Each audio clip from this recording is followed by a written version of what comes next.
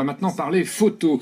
Se faire prendre en famille par un photographe professionnel, c'est un beau souvenir, mais c'est un luxe qui coûte cher, environ 100 € le cliché, et c'est pas donné à tout le monde. D'où cette opération originale lancée ce dimanche dans toute la France, les portraits du cœur. Un peu partout, des photographes professionnels ont fait poser devant l'objectif des familles en situation de précarité. Illustration à Lyon, à la mairie du 1er arrondissement, à l'invitation de l'association La Passerelle de l'eau de Rebec, qui tient une épicerie solidaire. Une soixantaine de familles ont joué les mannequins d'un jour. Tout de suite, reportage. Ça va mieux en le disant, l'histoire de la semaine. Ambiance ruche dans la salle des mariages de la mairie. Au centre de la pièce, de larges tables de maquillage débordant de fond de teint, fard à paupières ou autres bâtons de rouge à lèvres. Sur un des sièges, Aziza se laisse pomponner docilement. Pour cette mécanicienne en couture, venir ici, c'est une façon de briser sa solitude. Le dimanche, enfermé devant la télévision. Alors là, c'est différent. Je préfère être avec d'autres personnes, de manière à communiquer, partager. Alors décrivez-moi, aujourd'hui vous êtes fait toute belle.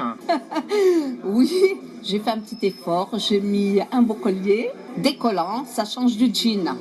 Tous les jours en jean, ça va quoi. Et vous êtes fait maquiller donc? Voilà, oui. Je suis arrivée très peu maquillée, j'ai voulu faire un effort, mais j'ai pas l'habitude du tout. Et ça fait du bien, puis je verrai sur les photos. Derrière le sèche-cheveux, Astrid termine la mise en boucle. Cette jeune coiffeuse travaillant à Lyon n'a pas hésité à venir sacrifier son dimanche. Par solidarité, pour soutenir les gens qui sont dans le besoin et pour leur amener du bonheur. Je travaille à Lyon, mais c'est vrai qu'on n'a pas l'occasion de rencontrer des gens comme ceux qui sont ici. Ils sont vraiment adorables, gentils avec nous et on leur amène du bonheur. Change des clientes habituelles? Exactement. Qui sont plus exigeants? Oui, tout à fait.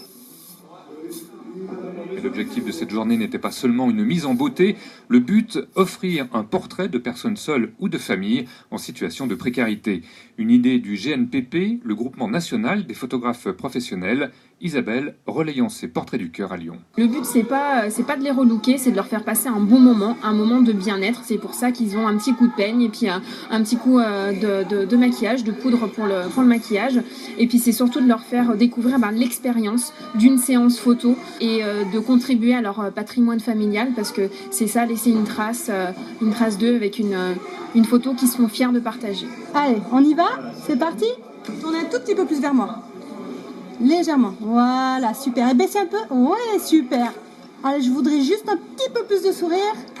Encore, allez, on lâche rien, oui. Pour Aziza, c'est le moment de passer sous l'objectif. D'abord intimidée, elle se prête vite au jeu, tournant à droite, à gauche, sur fond blanc, comme un mannequin professionnel. Un exercice pas facile a priori, mais Marianne, venue de la Drôme, sait la mettre à l'aise. C'est toujours difficile d'être face à un objectif.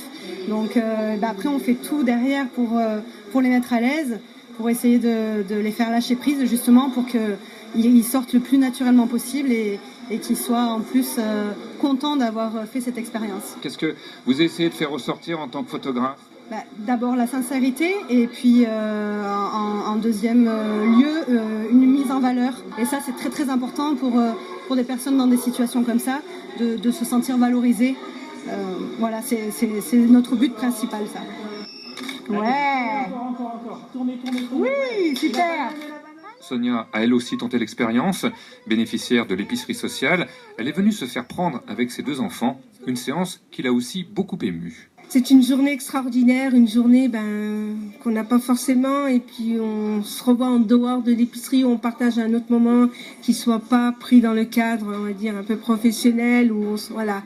Et ça fait chaud, quoi. Ça nous enlève un peu de nos tracas du quotidien, quoi.